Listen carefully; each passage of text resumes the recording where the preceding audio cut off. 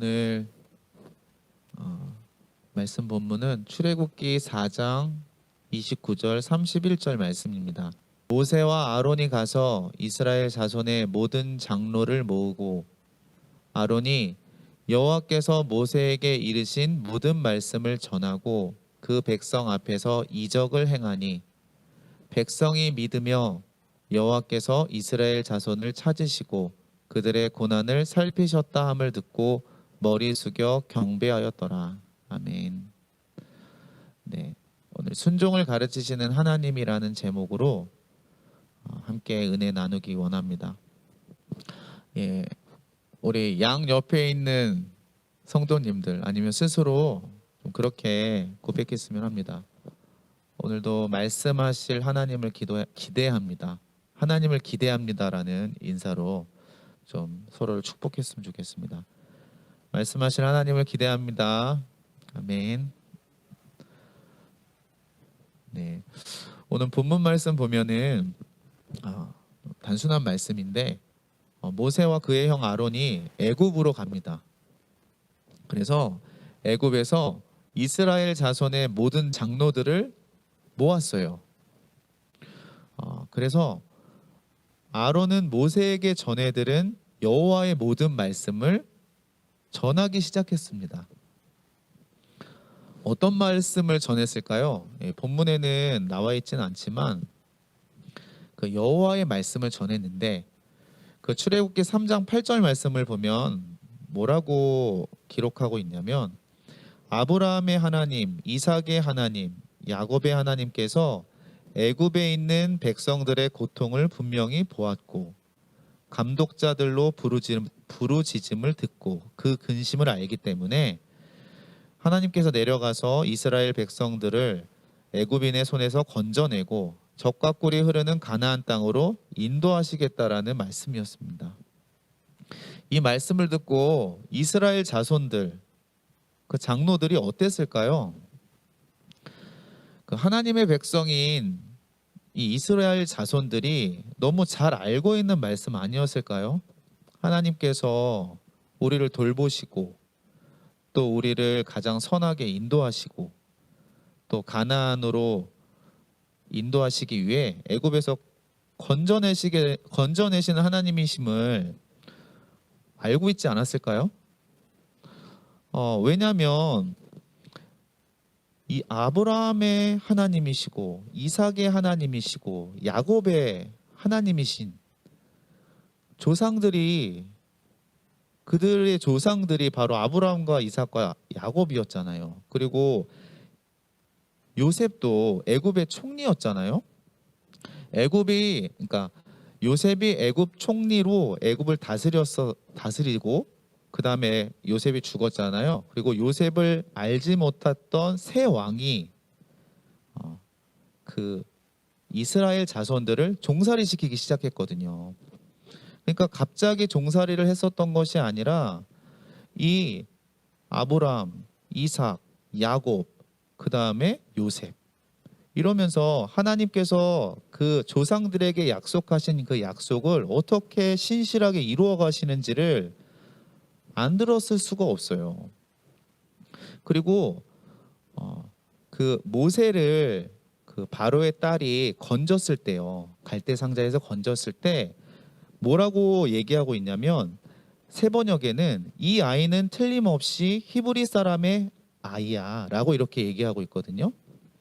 그러니까 모세를 딱 봤었을 때 그 갓난 아기를 봤을 때 할례를 받았기 때문에 그 아이가 할례를 받았기 때문에 이 아기는 히브리 자손, 히브리 사람이 맞을 거야라고 이렇게 얘기했다고 볼 수 있거든요.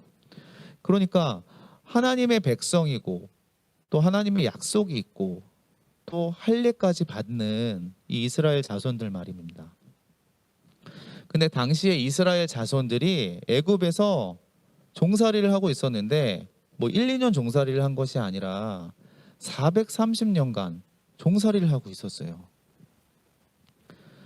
바로를 위해서 국고성을 짓는 일에 동원이 됐는데 그 노동이 얼마나 심한지 탄식하고 부르짖었다고 기록하고 있습니다. 물론 이렇게 상황과 환경이 앞이 보이지 않고 언제 이렇게 종살이가 끝날지를 모르는 상황이면 부르짖고 탄식하는 것이 좀 자연스럽다고 얘기할 수 있겠죠. 근데 여기서 우리는 중요하게 생각해야 될 게 무엇이냐면 이 탄식하고 부르짖는 대상이 누구인지, 누구에게 나는 탄식하고 부르짖고 있는지, 이것은 정말 중요해요. 어떤 옆에 있는 사람한테 탄식하고 부르짖을 수도 있고, 심하게 얘기하면은 점쟁이한테 가서 그렇게 얘기할 수도 있잖아요. 이 상황과 전혀 관련 없는 사람한테 가서. 이스라엘 백성들처럼 하나님에게 부르짖는 우리 성도님들 되기를 축원합니다. 왜냐하면 그 하나님께서는 그 상황과 환경까지도 다스리고 계시는 분이시잖아요. 우리의 마음과 형편을 아시는 분이시고. 그런데요, 그냥 하나님께 탄식하고 부르짖는 것을 넘어서요, 그냥 그 상황과 환경이 해결되어지고 내가 소원하는 것들이 이루어지는 것을 위해서 기도하는 것을 넘어서 이번에 주일 말씀에 들었던 대로요, 하나님의 시선으로 그 상황과 환경을 바라보는 영적인 관점을 갖고, 그리고 악을 선으로 바꾸시는, 아니 악까지도 선으로 바꾸시는데 그 상황과 환경 그 정도 못 바꾸시겠어요? 이런 하나님을 바라보시기를 축복합니다. 그럼 왜 이스라엘 자손들이 종살이를 하게 됐죠? 말씀에서 보면은 애굽 사람이 이스라엘 자손 때문에 근심하게 되었다라고 말씀하고 있어요. 아니, 이스라엘 사람들은 노예였잖아요. 근데 노예 때문에 뭐가 근심할 일이 있다고 근심했을까요? 아니, 뒤에 말씀을 보면 왕까지도 이 이스라엘 자손들 때문에 근심을 하더라고요. 두려워하고. 당시 이스라엘 자손들은 애굽의 고센 땅에서 목축업을 하고 있었잖아요. 주일 말씀 때 들었던 것처럼 이 목축업은 천한 직종이었어요. 그러니까 오히려 고마워해야 할 일이죠. 그냥 자신들이 애굽 사람들이 하고 싶지 않는 천하다고 생각하는 것을 하고 있으니까. 그런데 애굽 사람들 그리고 왕까지도 근심했던 이유는 뭐냐면 이스라엘 자손들이 너무 생육하고 번성하는 거예요. 그래서 말씀에는 뭐라고 되어 있냐면 생육하고 불어나고 번성하는 정도가 매우 강해서 온 땅에 가득하게 되었다라고 말하고 있어요. 자, 말씀 준비하면서 이렇게 검색도 좀 해봤는데 이 생육하고 번성하라라고 하는 창세기에 아담과 하와한테 명령하셨던 그 명령이 지금 이루어지고 있는 거예요. 다시 본문으로 돌아가서, 그래서 애굽 왕 바로가 뭐라고 얘기하고 있냐면 그들이 더 많게 되면 전쟁이 일어날 때 적군과 합하여 애굽과 싸우고 이 땅에 나갈까 두렵다라고 그렇게 얘기하고 있는데, 그런데 여기서 이스라엘 자손이 번성하게 된 것은요, 그냥 이루어진 게 아니에요. 어떤 히브리 민족의 특성이 아니라는 거죠.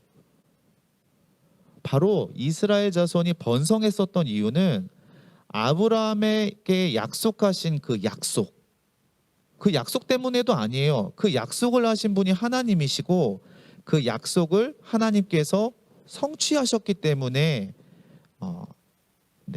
이렇게 자손이 번성하게 된 겁니다. 바로 하나님께서 이루신 일이라는 거죠. 그래서 창세기 13장 16절 말씀을 보면요, 내가 내 자손이 아브라함에게 하신 약속인데 땅에 티끌 같게 하리니 사람이 땅의 티끌을 능히 셀 수 있을진데 내 자손도 세리라. 그리고 15장 5절 말씀 보면 그를 이끌고 밖으로 나가 이르시되 하늘을 우러러 무뼈를 셀 수 있나 보라.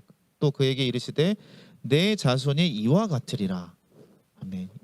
이 약속이 신실하게 성취되어지고 있는 거예요. 단지 그냥 430년 종살이가 아니라, 종살이도 하고 있지만, 창세기 13장 13절 말씀 보면 그러니까 이렇게 종살이하는 것까지도 이미 알려주셨더라고요. 여호와께서 아브라함에게 이르시되 너는 반드시 알라. 내 자손이 이방에서 객이 되어 그들을 섬기겠고 그들은 400년 동안 내 자손을 괴롭히리니 그들이 섬기는 나라를 내가 징벌할지며 그 후에 내 자손이 큰 재물을 이끌고 나오리라. 아멘. 이때 모세와 아론, 그리고 모세와 아론이 전해주는 여호와의 말씀을 듣는 장로들은 잘 몰랐었을 수도 있어요. 아, 그런 약속이 있었지. 근데 뭐 라고 생각했을 수도 있는데, 하나님께서는 그 약속을 하셨던 그 하나님께서는 그 약속을 기억하시고 이루어가고 계셨던 분이시라는 거예요. 그런데 신기하게도 성경에서 이스라엘 자손들이 이 종살이를 하면서 하나님께 감사와 찬양을 들었다는 말씀은 찾아볼 수가 없어요. 오히려 단지 탄식하고 부르짖었어요. 그럼에도 하나님은 하나님의 약속을 기억하시고 이루어가고 계셨습니다. 출애굽기 2장 24절 말씀이 보니까요, 하나님이 그들의 고통 소리를 들으시고 하나님이 아브라함과 이삭과 야곱에게 세운 그의 언약을 기억하사 하나님이 이스라엘 자손을 돌보셨고 하나님이 그들을 기억하셨더라. 아멘. 이스라엘 백성들이 이렇게 탄식하고 부르짖으니까 하나님께서 기억하시고 언약을 기억하시고 돌보셨을까요? 아니요. 하나님은 본성 자체가 선하시고 신실하시고 또 그의 백성을 돌보시는 분이시기 때문에 이 이스라엘 자손들이 탄식하고 어렵고 그러니까 부르짖었을 때 기억하신 분이 아니라 그 전부터 아브라함에게 약속하셨을 때부터 하나님의 그 마음 안에서는 이미 이렇게 그의 백성들을 살피시고 또 돌보시는 분이시라는 것을 좀 묵상할 수 있었는데요. 그래서 이 이스라엘 백성들은 하나님의 약속과 돌보심을 잊고 있었는지 몰라도 하나님은 하나님의 약속을 기억하시고 이루어 가셨고 이스라엘 백성들을 돌보고 계셨어요. 그런데 이렇게 돌보고 계시는 하나님께서 이스라엘 백성들은 지금 알지 못하고 있잖아요, 그걸. 그러니까 너네는 몰라도 나는 너를 돌보고 있어, 이러시는 하나님이 아니고 우리를 향한, 그 이스라엘 자손을 향한 하나님의 마음을 알려주시는 분이신 거예요. 우리 사랑하는 성도님들, 무엇 때문에 탄식하고 계신가요? 하나님께 부르짖고 계십니까? 하나님께 부르짖지 않고 있다 하더라도 하나님은 우리의 이 근심과 탄식을 아시고 우리를 돌보시는 분이십니다. 그리고 그의 마음을 우리에게 알려주시길 원하시는 분이십니다. 그래서 하나님께서는 그렇게 하나님의 마음을 알려주셔서 우리가 있어야 할 자리, 바로 순종의 자리, 또 하나님을 신뢰하는 그 자리, 하나님을 경배하고 예배하는 자리로 이끄시는 분이시라는 거예요. 단지 그냥 수요 예배, 주일 예배, 그렇게 하나님을 예배하는 것이 아니라 24시간 계속 하나님을 주목하고 그의 사랑 안에 거하고, 그렇죠. 이렇게 모세와 아론을 통해서 하나님의 말씀을, 하나님의 그 마음을 전달받은 이스라엘 그 자손들, 장로들은 하나님의 말씀을 믿었어요. 아, 하나님께서 우리를 돌보시는구나. 왜냐하면 방금 말씀드렸던 것처럼 우리는 신실하지 않았는데 하나님께서는 신실하신 분이시구나 라는 마음을 알아서 믿었다라고 생각이 들었는데, 그 하나님을 믿게 되었을 때 어떤 일이 벌어졌나요? 여전히 애굽의 종이라는 신분이 그대로였잖아요. 그리고 탄식하고 부르짖을 만한 일들이 그대로였어요. 그리고 뒤에 말씀 보면은 아니 그 집도 이제 너네들이 하라고 하잖아요.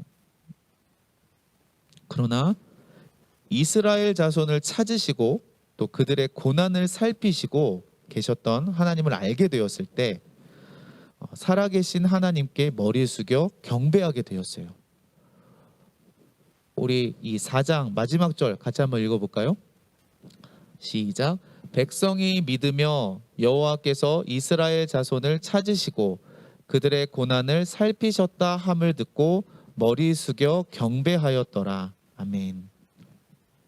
그러니까 우리가 하나님을 경배하고 예배하는 것이 어떤 상황과 환경에 달려 있는 것이 아니에요. 우리를 향한 하나님의 마음을 알 때 어떤 순간에도 어느 장소에도 하나님을 경배하고 예배할 뿐 아니라 하나님의 말씀에 순종하게 되는 거예요. 그러니까 우리 성도 여러분들, 우리가 하나님의 말씀에 순종해야 된다는 것, 하나님을 사랑하고 이웃을 사랑해야 되는 것 너무나 잘 알고 있잖아요. 근데 우리의 삶을 비춰보면 이 비춰보는 것이 중요해요.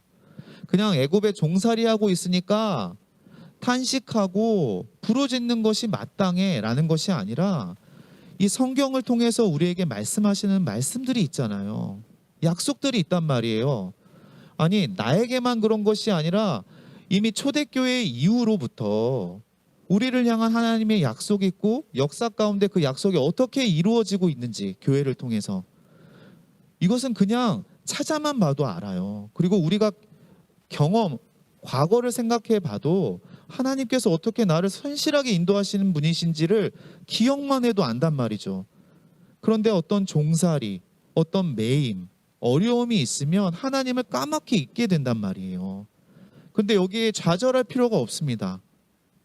왜냐하면 그런 나를, 하나님께 신실하지 못한 나를 하나님께서는 그의 언약을 기억하셔서 나를 기억하시고 나를 돌보시는 분이시기 때문입니다. 그뿐만 아니라 제가 삶에서 보니까 하나님을 찾고 구하지 않고 있을 때에도 하나님을 알려주시더라고요. 내가 찾고 구해서가 아니라 하나님 너무나 신실하셔서. 말씀 준비하면서 제가 주님을 믿게 되었었을 때를 좀 생각하게 되었어요.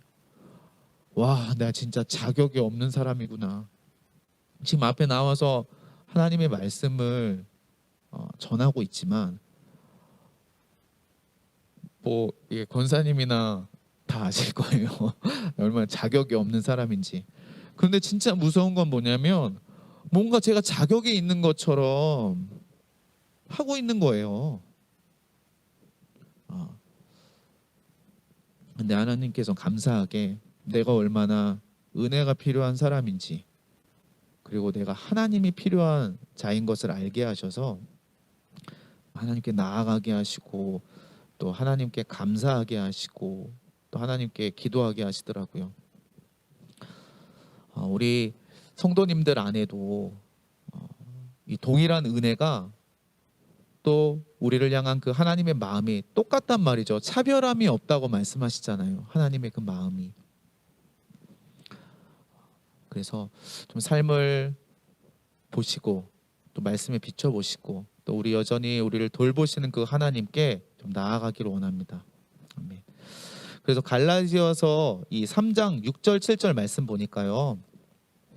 이 아브라함에게만 약속하신 하나님의 약속이 아니더라고요.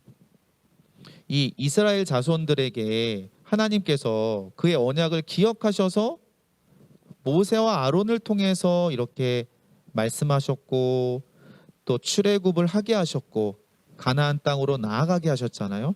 뿐만이 아니라 예수 그리스도를 통하여 이 약속을 모두 성취하셨어요. 그 안에서 이제는 우리의 마음 가운데 성령 하나님께서 이 약속을 이루어 가시잖아요. 우리의 순종함을 통해.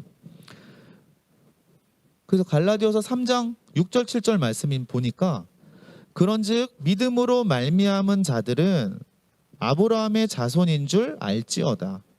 또 하나님이 이방을 믿음으로 말미암아 의로 정하실 것을 성경이 미리 알고 먼저 아브라함에게 복음을 전하되 모든 이방인이 너로 말미암아 복을 받으리라 하였느니라. 아멘.